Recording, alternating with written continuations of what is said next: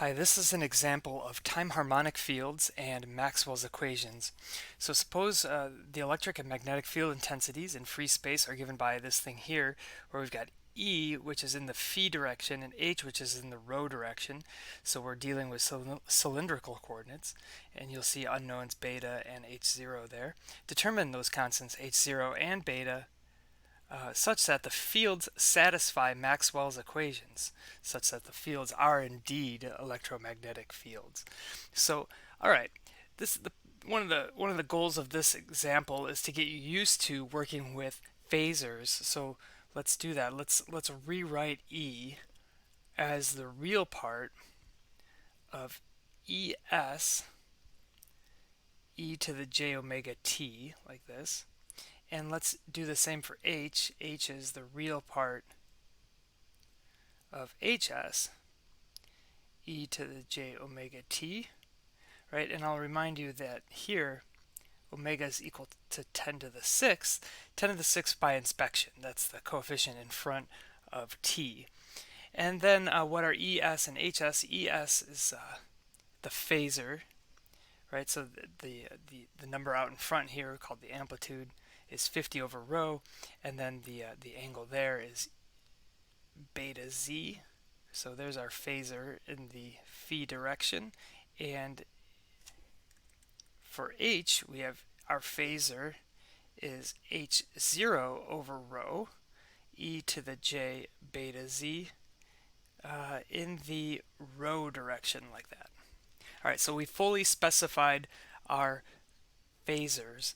So now in free space, a couple of things are true. First of all, the charge density in free space is 0, right? And the permittivity epsilon is epsilon 0, the permittivity of free space, of course. So we look at Maxwell's equations and we see, well, we've got the divergence of D is equal to 0, and so because D is E epsilon 0 times E, we've got this equivalently. We've got epsilon 0 times the divergence of E equals 0. And so we can drop the epsilon 0 here, and we just see the divergence of E. This should be ES, by the way. Divergence of ES is equal to 0. So we'll call that equation 1. Okay. Now, also in free space, the permeability is, of course, the permeability of free space. So we have, we look at Maxwell's equations and we see the divergence of B is equal to, well, B is mu 0 times H. So we've got the divergence of H, like that, is equal to 0, right, from Maxwell's equations. And so this implies I can drop the mu 0 and I just get the divergence of, this should be HS, by the way, BS, HS. The divergence of HS is 0, and so that's equation 2. We'll call that equation 2. Now also, while we're dealing with permeability, I look at Maxwell's equations, I see the curl of ES is equal to minus j omega b sub s in the case of time-harmonic fields. And so this is equal to minus j omega mu 0 times hs. And so I'll rewrite the left and the right there. We've got the curl of E equals minus j omega mu 0 hs. So we'll call that equation 3. Okay, and finally then, also in free space, the conductivity is 0. There's nothing to conduct there. And so that makes the current density, capital J, equal to 0. Remember that capital J, current density, is equal to sigma times the electric field. So with sigma equal to 0, we've got 0 current density. And so I look at Maxwell's equations and I see then that the curl of H is only equal to j omega times d, right? And D is epsilon 0 times H. And so this implies then that the curl of H is equal to j omega epsilon 0 ES, like that. And so we'll call this equation 4. So we have to find these constants H0 and beta such that these four equations are satisfied. Now it turns out that equations 1 and 2 are already satisfied, and they don't really give us any knowledge of what H0 and beta are. And so for purpose of time here, to keep this as short as possible, I'm going to look at equations 3 and 4.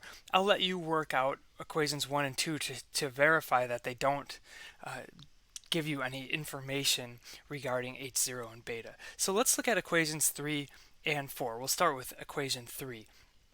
So regarding equation 3 then, if I take the curl of ES, so here's ES, here's my phasor, it's only in the phi direction, and so you're going to have to go back and look at your notes, look at your bunny-eared textbook or whatever, and the curl in cylindrical coordinates is 1 over rho, and then I put a rho up here, and I put rho a phi up here, and I put a z up there, and then this is d rho, d phi, d z, and then my field is 0, and then in the phi direction I have 50 over rho e to the j beta z. But also in cylindrical coordinates, we're supposed to multiply by rho there. So don't forget about that. I've got the 2 rows there, I've got this row, and I've got 1 over rho there. And then I've got 0 here. So I'll trust that you know how to compute this determinant. Okay, and I don't want to go through that. That was chapter 3 stuff.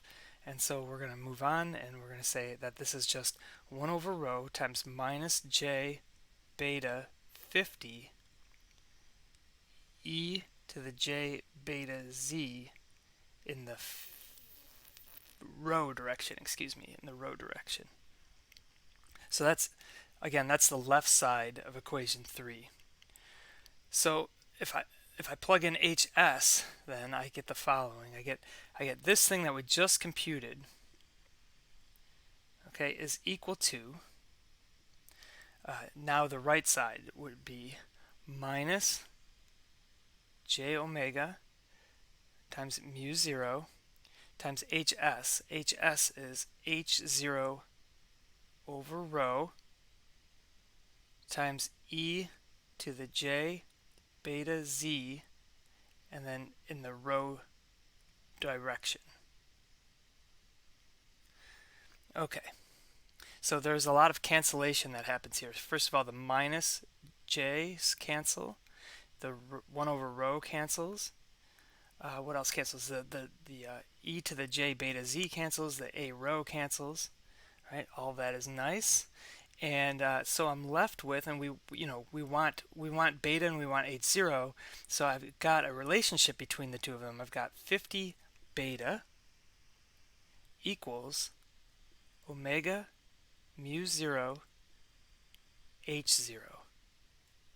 Okay, remember, we know omega is 10 to the 6th.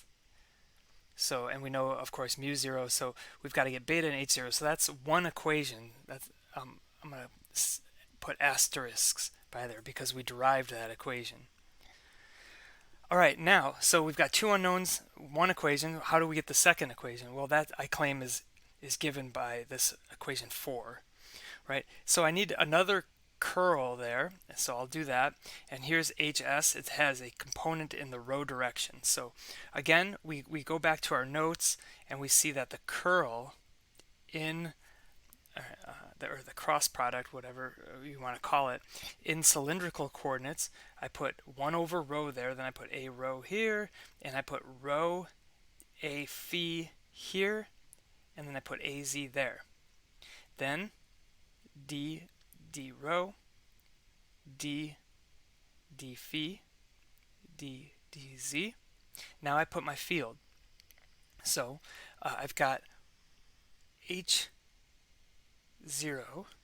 over rho e to the j beta z. This is the rho component, and then I've got zeros here. So there's only the rho component. And again, I trust that you know how to compute this determinant now. You know how to do the cross product, the curl, and so forth. So this becomes 1 over rho times rho j beta h0 over rho e to the j beta z a phi, like this. All right, so there's some cancellation there that can happen. And so that's the left-hand side of equation 4. And so that's got to equal j omega epsilon 0 times ES, and ES is this thing. Okay, so let me rewrite that here. So I've got the left, left here, which is j beta, after some cancellation, right? The 1 over rho times the rho. I've got j beta h0 over rho times e to the j beta z a phi equals, okay, then the right hand side. So this is just j omega epsilon 0 times ES, and ES is this thing here. So there's a 50 over rho e to the j beta z a phi. Perfect. Okay, so lots of cancellation that can happen. The j's cancel. The 1 over rho cancels. E to the j beta z cancels. A phi cancels. Nice. All right, so then I'm left with, I guess we can put this in any kind of terms we want, but I've got 50 omega epsilon 0 on this side is equal to beta times h0. Right, you see that? And so this is another equation that we derive, so I'll put some stars there. So we have two equations and two unknowns, the two asterisked equations. So how do we solve those? Well, the quickest way is, I think anyway, is if you divide the two. So let's divide the two. So when I get, let's see, what do I get? You notice that maybe I should put these in a different, maybe I should switch the equality, put beta h0 over here. But when I divide, yeah, let me do that. Let me just put beta h0 over here. No big deal, just switching the left-hand side with the right-hand side. So now if I divide that, you see beta drops out, right? And then I'm good to go. So what I've got here then, once I do the division, I've got mu 0 h0 squared is equal to 50 squared epsilon 0.